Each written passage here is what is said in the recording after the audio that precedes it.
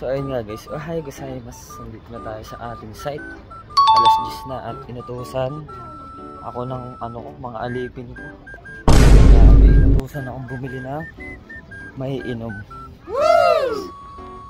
Kaya pupunta tayo ng convenience store sa may kung hindi 7-Eleven o baka may dito, Alphamart. So ayun, baka may Alphamart dito.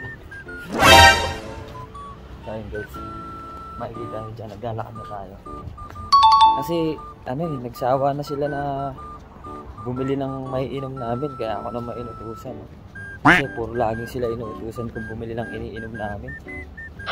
Sabi niya, Roel, baka ikaw naman. Sabi niya, baka ikaw naman. Puta, minura pa ako, walang nga talaga yung amo ko nun. Oh shit! Oh shit! Sabi niya, baka ikaw naman. Ikaw naman bumili ng ng may inom natin. So ayun guys, kaya bibili tayo ng may inom natin dito. Saan ba? Dito ba? Ay, dito pala. So ayun, bibili tayo ng pasok.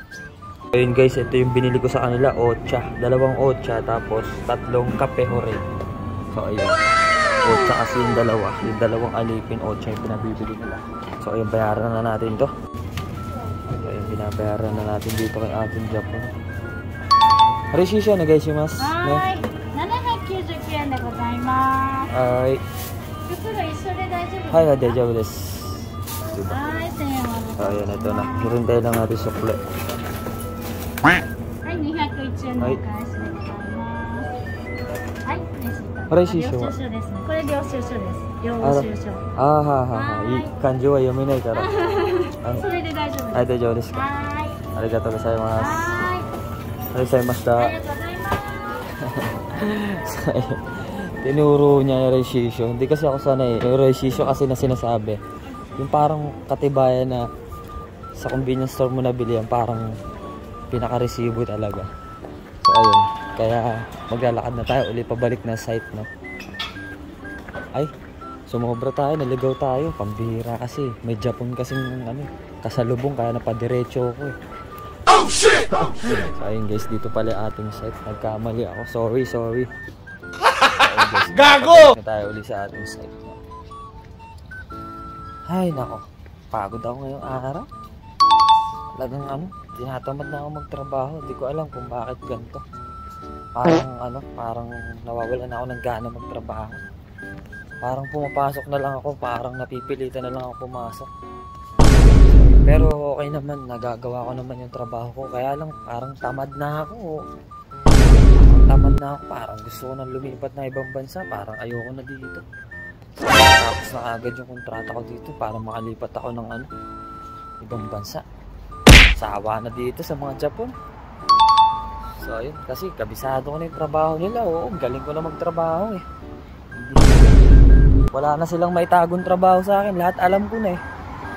Nag-aralan ko talaga eh, oh. Oo, tanong nyo pa sila. Oo, sino sila? Sila, yung mga kasama ko sa trabaho dito. Sila paring Ando, paring Marlon, mas paring Eric.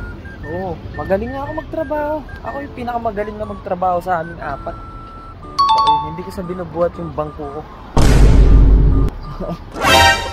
Diba? Gago! Kasi talagang ako na talaga yung pinakamagaling magtrabaho sa amin. Kasi ayan ang abilidad ko, yung mabilis matuto sa trabaho. Yan yung aking taglay na galing.